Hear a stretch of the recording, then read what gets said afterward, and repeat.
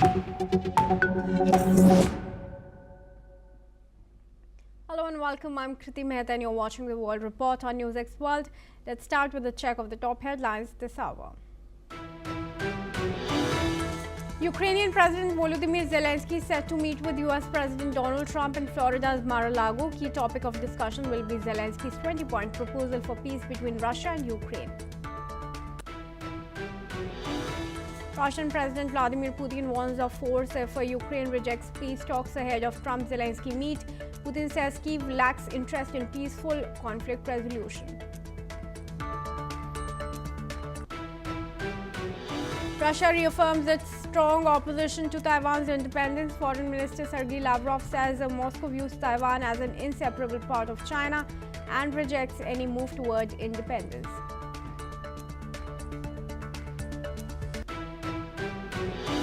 The first phase of voting has begun in some 103 townships of Myanmar as the junta calls for a strictly regulated vote. Critics maintain that this is just a way of legitimizing junta rule.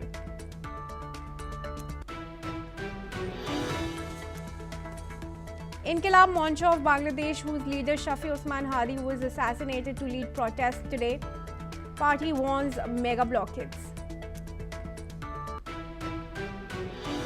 Polls open in Kosovo for a snap parliamentary election held nearly a year after a prolonged political deadlock prevented parties from forming a new government, leaving key reforms stalled and deepening uncertainty over the country's political direction. Over 9,000 flights hit and emergency orders issued for New York and New Jersey as a powerful winter storm sweeps across U.S. Northeast and Great Lakes. Hackers have forced gaming giant Ubisoft to shut down all servers of popular first-person shooter Rainbow Six Siege after a breach left millions of players with impossible amounts of in-game currency and exclusive skins.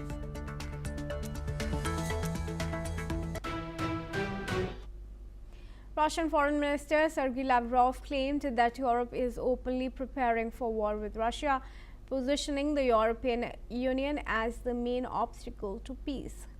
Lavrov said this escalation began after the US administration took office, accusing European leaders of pushing aggressive policies against Moscow.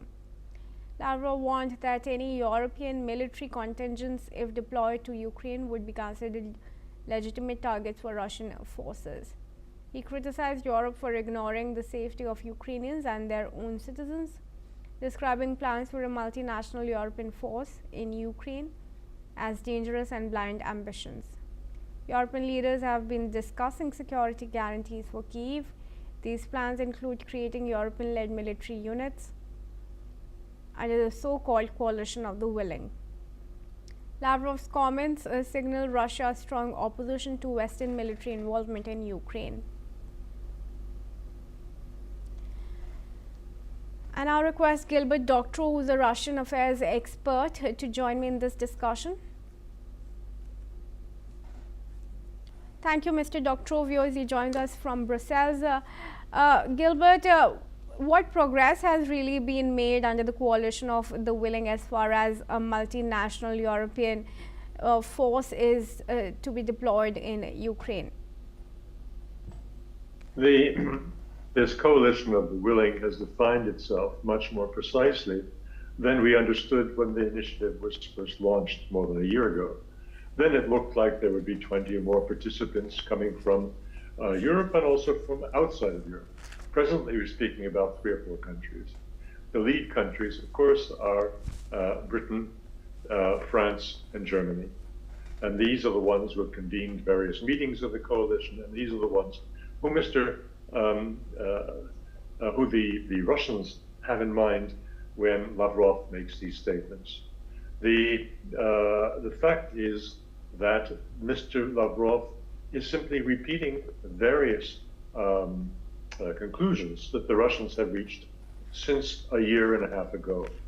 The war changed in the middle of 2024 from the Russians' perception, from a Russian-Ukrainian conflict into a Russian-Western Europe proxy war. With the election of Mr. Trump the initiative for holding up Ukraine or stopping the Russians shifted from the United States to Europe, and therefore Mr. Lavrov's words were directed against Europe. All right. Is it also now that Russia is seeing the European Union as a larger target or a threat? Oh, clearly, yes. And his words about Europe preparing for war are not his perception. They are the open statements of European leaders, of the French, of the British, of the Germans, that you find every day in the world's leading newspapers, the newspapers of record. So it's not a surmise, it's not a Russian view of what's going on. It is a universal view of what is happening. I mean, this is widely accepted in mainstream in the West, that the European countries are leading the effort to prop up Ukraine. They have made it plain that the continued fighting in Ukraine is in their interests as they perceive it, because it keeps the Russians distracted, it keeps them pinned down, while Europe rearms and prepares itself for a war with Russia. And this is not, again, a commentator speaking. This is what the European leaders themselves, this is what Mr. Merz himself has said publicly. Yes, and Mr. Doctoral, what do you think is going to be the likely outcome of the talks when Zelensky and Trump meet today? Well, it's difficult to make any firm prediction, but there are likelihoods. The greatest likelihood is that Mr. Zelensky will be given a drubbing. He will be given quite a difficult time with Trump. He doesn't have at his side the Europeans. They're not in the next room to meet with him and comfort him. They are in Europe. And Mr. Trump, behind closed doors, can probably say to Mr. Zelensky what he really thinks, which is not very complimentary. The troubles that are going on in Kiev, which we spoke about on this broadcast yesterday, that is the corruption investigations going on in the Ukrainian parliament, they are circling Mr. Zelensky. And who is behind that? Mr. Trump, of course. So we have a public show going on. Trump is inviting him for talks, but in reality, at the same time, Trump is applying great pressure personally to Mr. Zelensky by giving assistance to the anti-corruption investigations. All right, sure. Well, thank you very much, Dr. Doctoral, for joining me in this discussion for now. And moving ahead, viewers, let's tell you that two of Nepal's most political figures have joined forces ahead of New Year's election, forming a new alliance that could challenge the country's long-dominant traditional parties. Rashtriya Swatantra Party chairperson and television host Rabi Lamchane and Kathmandu Mayor Balendra Shah announced the pact, pledging to respond to the demands of younger voters following deadly anti-corruption protests in September. Those youth-led demonstrations, sparked by anger over corruption and economic stagnation, left at least 77 people dead and forced the government from power. Under the agreement, Lamchane will remain head of the RSP, while Shah, widely known as Balan, will be the alliance's candidate for Prime Minister in the March 5 election. RSP leaders described the partnership as a sign of hope for a new generation. Interim Prime Minister Sushila Karki has meanwhile assured that authorities are working to ensure a free and fair election as Nepal enters a crucial political transition. I request Dr. Nagao to join me in this discussion. He's a fellow at the Hudson Institute in Japan. Thank you very much, Dr. Nagao, for joining me here. Dr. Nagao, how do you think this new pact is going to affect the polity of Nepal, especially after the Gen Z uprising that we saw?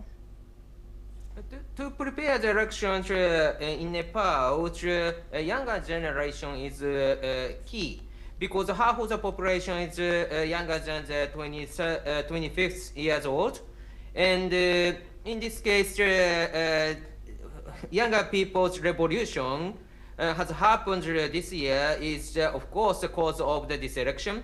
So that's why any party in Nepal need to care about the opinion of the younger people, younger generation is very important. But in case of the younger generation, there are the two important frustrations. First one is corruption. Of course, the corruption and the limited access to the information related with the corruption is very important.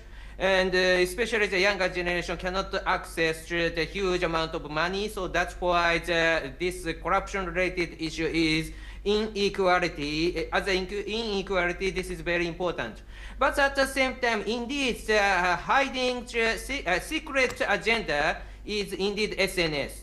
Of course, the cause of the revolution this year has, of course, when the government banned SNS, that was the cause of the problem. But why is matter?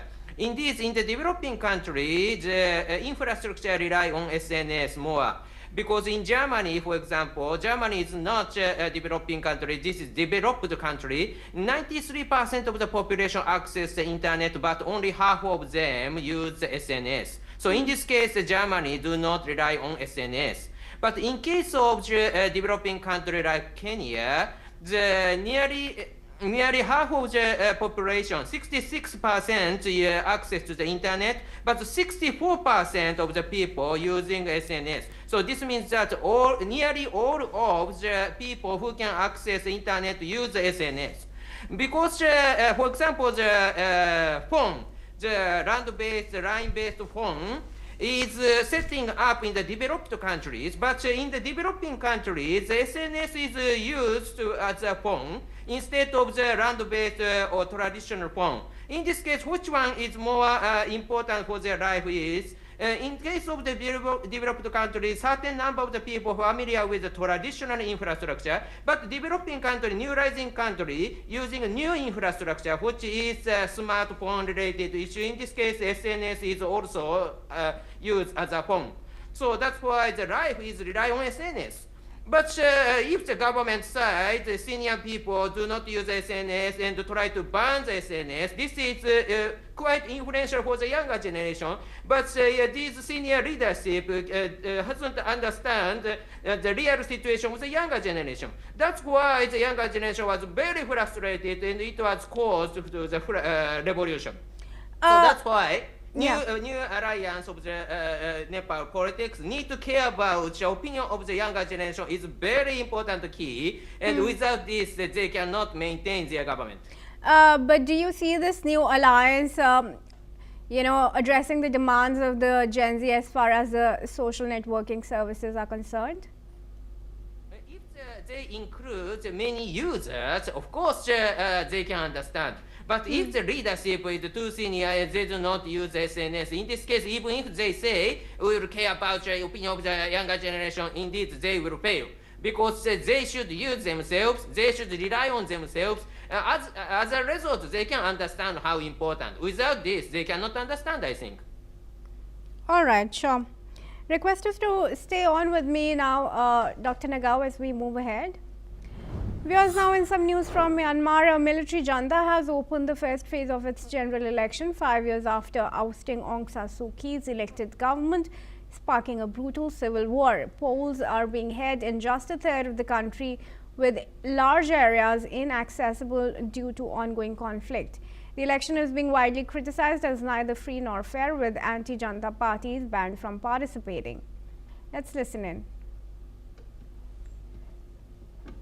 ဒါကတော့နိုင်ငံသားတိုင်းရနိုင်ငံအေးချမ်းမှုအတွက်အခွင့်အရေးတစ်ခုပဲလေနိုင်ငံသားတိုင်းဒါဆောင်ရွက်ရမယ်ဥပဒေတစ်ခုပဲလေအတူတူပါပဲမထူပါဘူးဒါပေမဲ့အခုကတော့ပို့ပြီးတော့လေနိုင်ငံကိုအေးချမ်းသာယာစေခြင်းနဲ့လေနော်နိုင်ငံတိုးတက်စေခြင်းနဲ့ဘယ်သူပဲနိုင်ငံကိုအုပ်ချုပ်ပေါ့ ကျွန်တော်ပြည်သူတယောက်အနေနဲ့ပထမဦးဆုံးစတင်ပြီးတော့မဲပေးခြင်းတဲ့အတွက်ကြောင့်ဒါမဲရုံမှာလာဆောင်ပြီးတော့ကျွန်တော်မဲပေးတာပါဒါကတော့ကျွန်တော်တို့ကကိုယ်တိုင်းပြည်ကိုယ်နိုင်ငံကောင်းစားမယ်ကိုယ်နိုင်ငံကိုယ်တိုင်းပြည်အတွက်ဒါဥဆောင်ဥရပြုနိုင်မဲ့နိုင်ငံခေါင်းဆောင်တွေရရှိဖို့အတွက်ကျွန်တော်တို့ကဦးစားပေးပြီးရွေးချယ်ပါတယ်အဲ့ဒီပါတီကိုပဲကျွန်တော်တို့ကမဲပေးတာဖြစ်ပါတယ်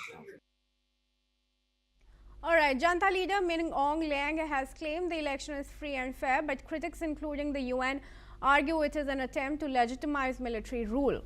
Voting has been cancelled in 65 townships, leaving at least 20% of the population disenfranchised. The election's outcome is expected to see a dominant victory for the pro-military USDP party. Let's listen in.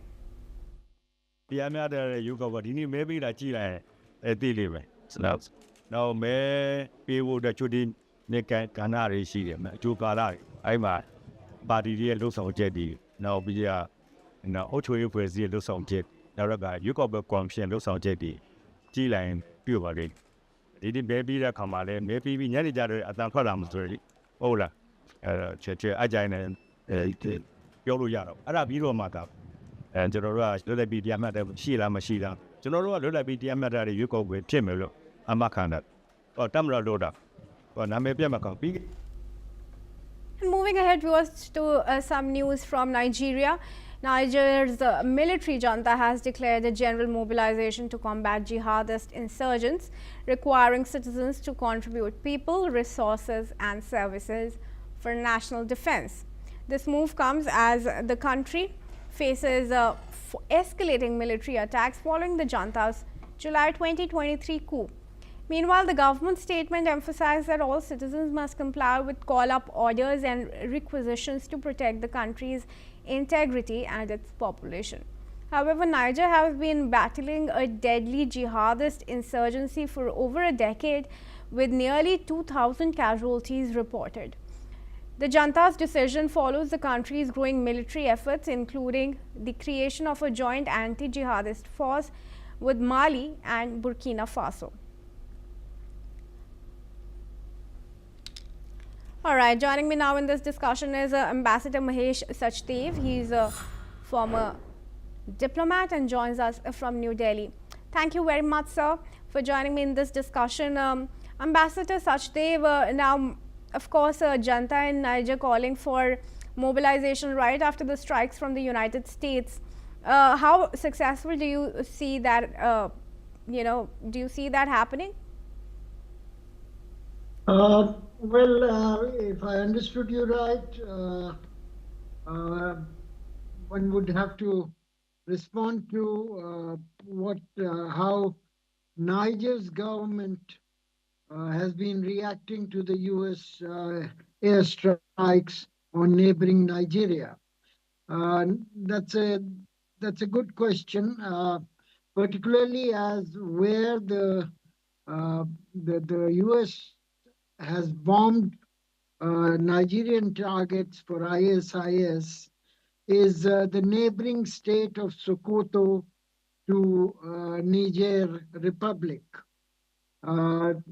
And one should also add that Niger and United States have had a bitter parting over recent years, but particularly as Niger has chosen to be closer to Russia after ditching France and United States. The United States earlier had some aircraft based in northern Niger for anti-insurgency purposes, but their role was suspected.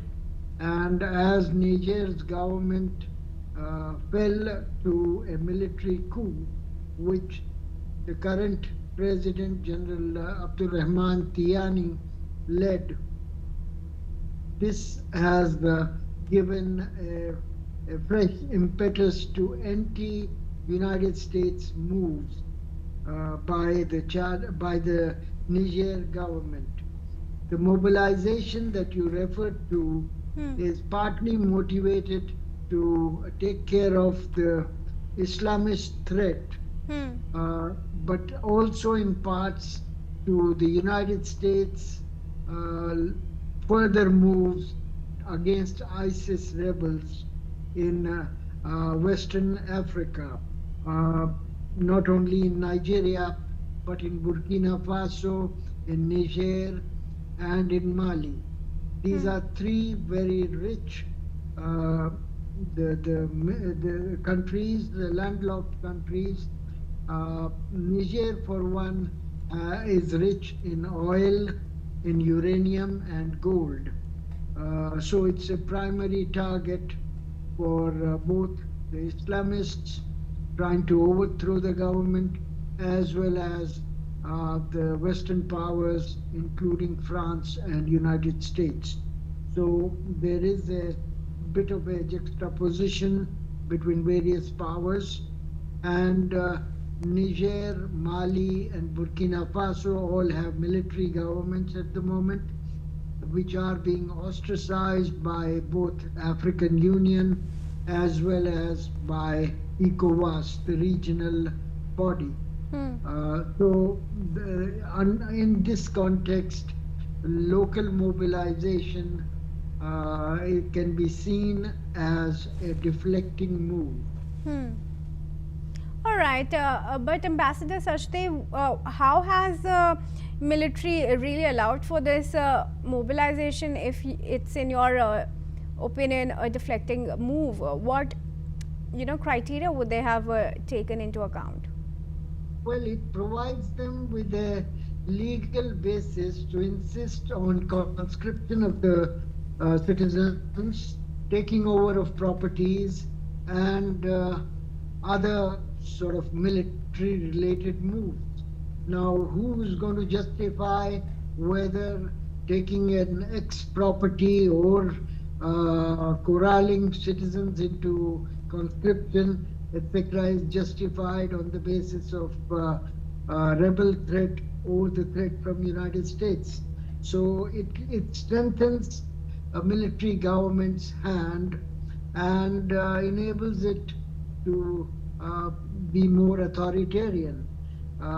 Whether it's for good effect of saving the country from United States air attacks or by marauding ISIS cadres remains to be seen. Sure. Well, thank you very much for Ambassador Sachdev for your insightful perspective there.